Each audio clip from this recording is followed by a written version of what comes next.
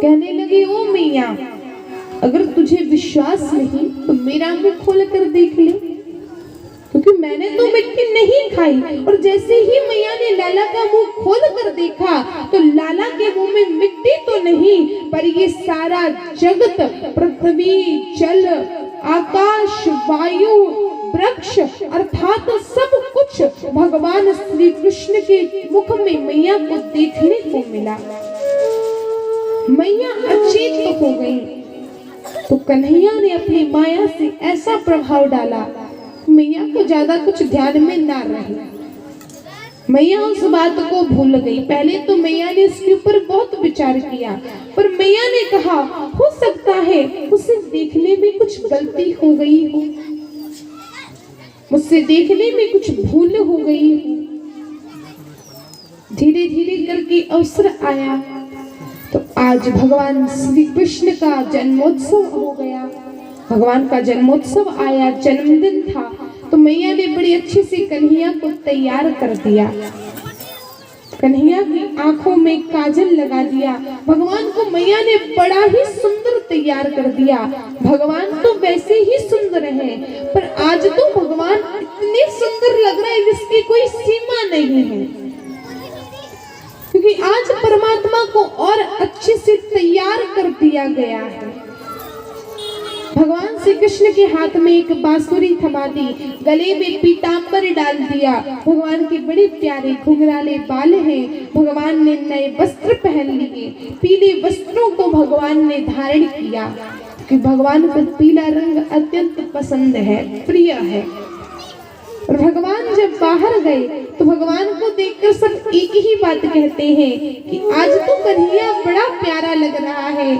कहीं ऐसा ना हो कि हमारे मोहन को आज किसी की नजर लग जाए। भगवान का बड़ी अच्छी सी सब जन्मदिन मनाने लगे। भगवान ने अच्छा दान किया, अपने हाथों से गौओं को दान किया, अपने हाथों से वस्त्र दान किए। भगवान ने स्वर्ण दान किया। ब्राह्मणों को भगवान ने भोजन कराया। पुरोहितों से, ब्राह्मणों से भगवान ने आशीर्वाद लिया। भगवान की पूजा करी। भगवान का बड़े अच्छे से जन्मदिन मनाया गया। वैसे जन्मदिन अगर आता है तो मनाना भी ऐसे ही चाहिए।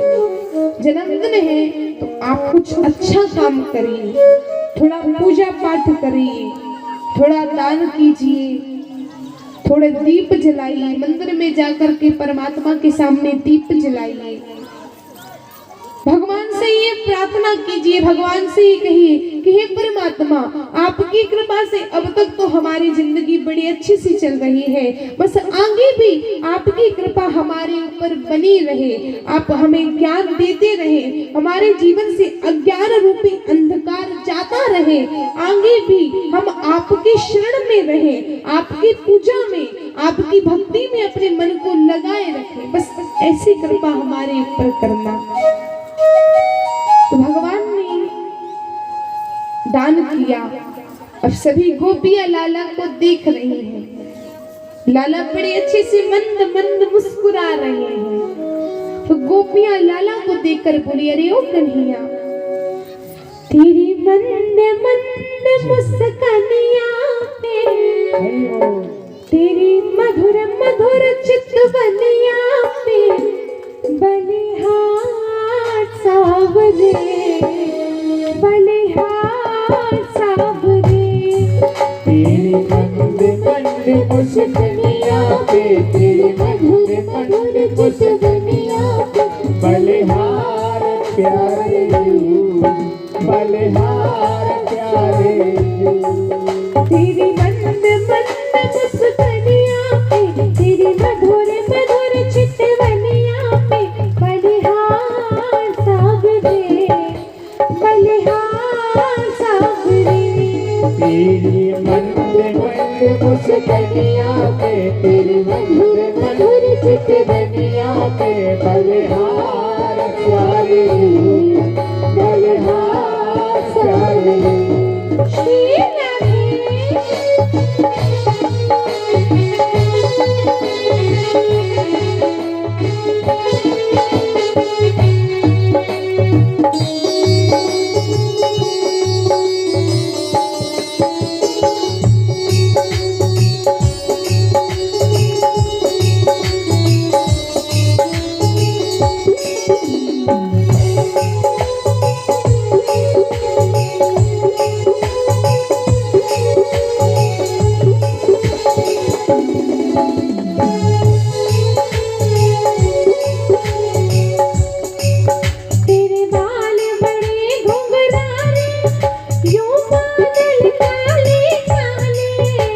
तेरे बाले अजब घुंघराले यूं बादल काले काले तेरे बाल बड़े घुंघराले यूं बादल काले काले तेरे बाले अजब घुंघराले यूं बादल काले काले तेरे कुंडल की झनझनिया तेरे कुंडल की झनझनिया बलिहार सावरे बलिहार सावरे तेरी मंद मंद मुस्कानिया पे तेरी मंद मंद मुस्कानिया पे बलिहार सावरे बलिहार सावरे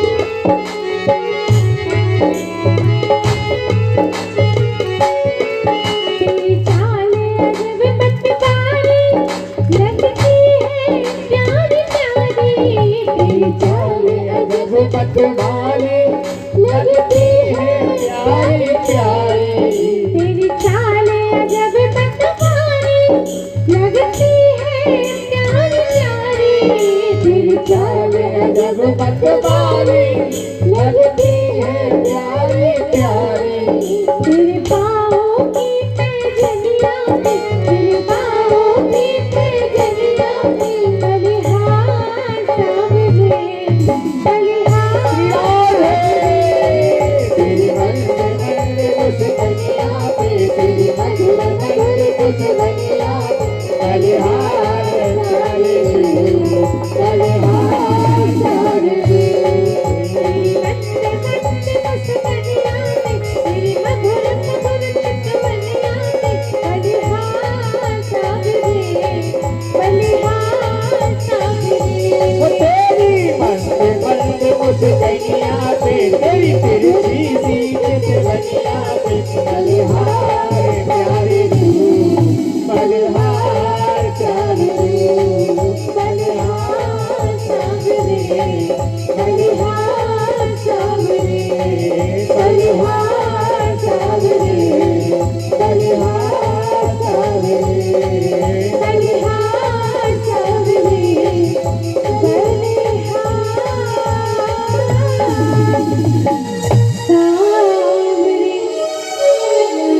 बोले श्री कृष्ण कन्हैया लाल की जय राधा रानी सरकार की जय बोलो राधे राधे जय जय श्री राधे जय श्री राधे।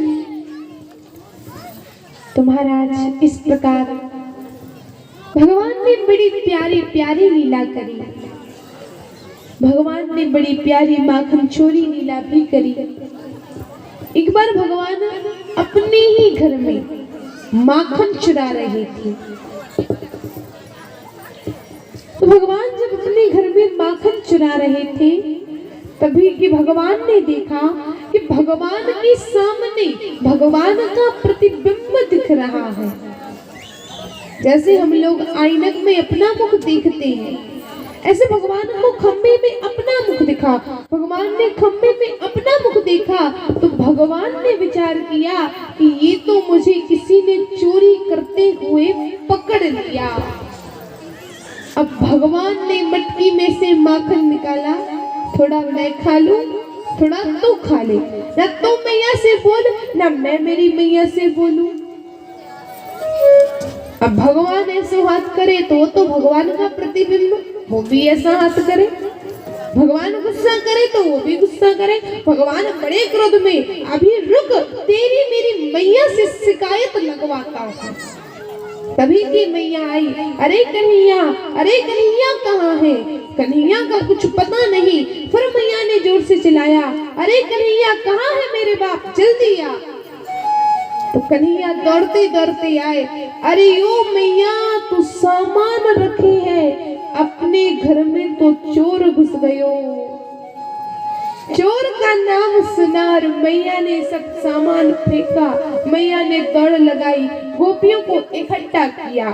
सभी गोप ग्वाले उस समय काम पर जाते थे, गाय वगैरह चराने जाते थे, खेतों में जाते थे। तो सब गोपियां घर में थी। मैया सभी को इकट्ठा कर लाई, हाथ में डंडा लेकर सब मैया के घर में घुस गई। बोले जसोदा मैया की यहाँ पर चोर है। जब आगे बढ़े तो कन्हैया ने जाकर अपने प्रतिबिंब को दिखा दिया, देख मैया ये घर में चोर घुस आया है जो बिल्कुल मेरे जैसा दिखता है। भगवान ऐसी लीला करते हैं। एक बार भगवान माखन खा रहे थे, भगवान ने माखन की मटकी में हाथ डाला, माखन खाया। फिर भगवान ने मटकी में हाथ डाला, इतने में भगवान ने देखा कि मैया तो सामने से चली आ रही है। भगवान मटकी में हाथ डाले के डाले रह गए। भगवान को कुछ बहाना ना सूझा। अब मैया से बोले तो क्या बोले? तो मैया बड़ी कान्हा मुस्कुराते हुए अपनी मैया से बोले, ओ मैया तुझे 10 बार कहा है ऐसे वस्त्र मत पहनाया कर। अरे तू मड़ी मैं भारी भारी वस्त्र पहना देती है, इससे मेरा शरीर जलता है। मेरे थोड़े हाथ जल रहे थे, तूने ये वस्त्र पहना दिए, तो मैंने सोचा जरा माखन की मटकी में डाल लूं। मैया ने देखा, बोले तेरे मुंह पे माखन कैसे लगा? लाला बोली मैया क्या बताओ, जलन बढ़ते बढ़ते मुंह तक पहुंच गई, तो मैंने थोड़ा माखन मुंह में लगा लिया। जलन बढ़ी तो बढ़ी, ऐसी बढ़ी कि जलन बढ़ते बढ़ते उधर तक पहुंच गई, तो मैंने थोड़ा माखन खा भी लिया। ऐसी भगवान लीला करते हैं। एक बार रूठ गए, मैया चंदा चाहिए, चंदा लाई दो। एक बार गणेश चतुर्थी का अवसर था, तो मैया ने मोदक बनाए। मैया ने कहा लाला मैं जरा अपना घर का काम करके आती हूँ, जब तक तू थोड़ा बैठ, गणपति जी से बुद्धि मांग। लाला बोले मैया कैसे मांगू? तो मैया लाला को बता गई, ताली बजा और बोल मुझे बुद्धि दो, मुझे शक्ति दो, मुझे बुद्धि दो, मुझे शक्ति दो। मैया गई और लाला ताली बजाए, मुझे बुद्धि दो, मुझे शक्ति दो, मुझे बुद्धि दो, मुझे शक्ति दो। अब लाला की नजर पड़ी मोदक और लड्डू के ऊपर, बड़ी अच्छी खुशबू आ रही थी। तो लाला मोदक लड्डू देखने में इतने मगन हो गए कि मुंह से निकला मुझे मोदक दो, मुझे लड्डू दो, मुझे मोदक दो, मुझे लड्डू दो। अब लाला से रहा ना गया। लाला ने देखा मैया तो दूर तक नहीं दिखती। लाला ने हाथों से मोदक उठाए और एक हाथ में लड्डू उठाए, और कान्हा दोनों हाथों से कहीं मोदक खाए तो कहीं लड्डू खाए। कमी थी तो ग्वालों को बुला लिया, सब मिलकर पूरी थाली साफ कर गए। इतने में आवाज आई मैया की, छम छम छम छम पायलों की आवाज आई। लाला ने कहा आज तो मैया ना छोड़ेगी। लाला ने कहा क्या किया जाए? माताएं बहनें जब भोग रखती हैं तो क्या करती हैं, उनके ऊपर कपड़ा वगैरह रख देती हैं ताकि वो भोग अच्छा रहे। तो लाला ने सोचा वो क्या करें, अब वो कपड़ा रखे तो खाली थाली अलग ही दिखे। तो लाला ने कहा जल्दी पत्थर उठा के लाओ। तो दोनों थालियों में भगवान ने पत्थर भरे और उसके ऊपर से कपड़ा ढक दिया। और लाला फिर बोले मुझे बुद्धि दो, मुझे शक्ति दो, मुझे बुद्धि दो, मुझे शक्ति दो। मैया आई, मेरा लाला कितना प्यारा है, जब से बैठा बैठा बुद्धि मांग रहा है। बस लाला अब जरा पूजा और कर ले। मैया ने पूजा करी। अब मैया ने कहा अब जरा भोग लगा दे। कान्हा बोले मैया भोग तो लग गयो। मैया ने कहा कन्हैया मुझे ऐसा लग रहा है कि तूने अवश्य ही कुछ किया है। लाला ने कहा मैया मुझे नहीं, मैंने कुछ नहीं किया। पर मैया तुझे एक बात बताऊं, ये जो गणपति महाराज हैं ये बड़े पेटू हैं। जब मैं बुद्धि और शक्ति मांग रहा था तो ये प्रकट हो गए, बोले मुझे मोदक दो, मुझे लड्डू दो। तो मैया ये दोनों के दोनों थाली के मोदक और लड्डू खा गए। मैंने कहा तो मैया भोग लग गया। मैया ने कन्हैया के कान पकड़े और जो ही मैया कन्हैया को मारने लगी स्वयं गणेश जी प्रकट हो जाते हैं। बोली गणेश जी महाराज की। भगवान ऐसी लीला करते हैं। एक बार कन्हैया अपनी मैया से कह रही थी, मैया रे मोहे माखन भावे, मैया रे मोहे माखन भावे, मैया रे मोहे जो मेवा पकवान कहती तू, जो मेवा पकवान कहती तू, मोहे रुचि न आवे, मैया रे मोहे माखन भावे, मैया रे मोहे। लाला ने कहा कि मैया मुझे माखन बहुत भाता है, मैया रे मोहे माखन भावे, और जो मेवा पकवान कहती तू मोहे रुचि न आवे। अरे तू ये जो मेवा और पकवान दे देती है इसमें मुझे रुचि नहीं आती। मैया ने भगवान श्री कृष्ण की बात सुनी, कन्हैया को थोड़ा माखन दे दिया। एक गोपी भगवान की बातों को सुन रही थी। बोले ब्रज युवती एक पाछे ठाड़ी सुनत श्याम की बात, और मन मन कहत कभू अपने घर देखो माखन खात। ब्रज युवती एक पीछे खड़ी खड़ी भगवान श्री कृष्ण कन्हैया लाल की बातें सुन रही थी और मन मन कहत कभू अपने घर देखो माखन खात। मन ही मन कह रही थी कि कभी भगवान मेरे भी घर आकर माखन खाए। कन्हैया दूसरे दिन उस गोपी के घर पहुंच गए। भगवान ने कहा आया तो हूं पर किसी को बताना नहीं, और उसके पेट में कहा बात पचने वाली थी। दूसरे दिन सखियों के बीच में गई और जाकर बोला कि कन्हैया तो मेरे घर में माखन खाने को आया था। दूसरी गोपी के मन में इच्छा जागी तो कन्हैया उसके घर गए, और दूसरी ने तीसरी को कहा तो कन्हैया उसके भी घर गए, फिर तीसरी ने चौथी को कहा। ऐसे करते करते पूरे गोकुल में बात हो गई। एक बार लाला बड़ी कंजूस गोपी के घर पहुंचे। अरे भैया गजब की कंजूस गोपी। भगवान पहुंचे, आजा आजा लाला।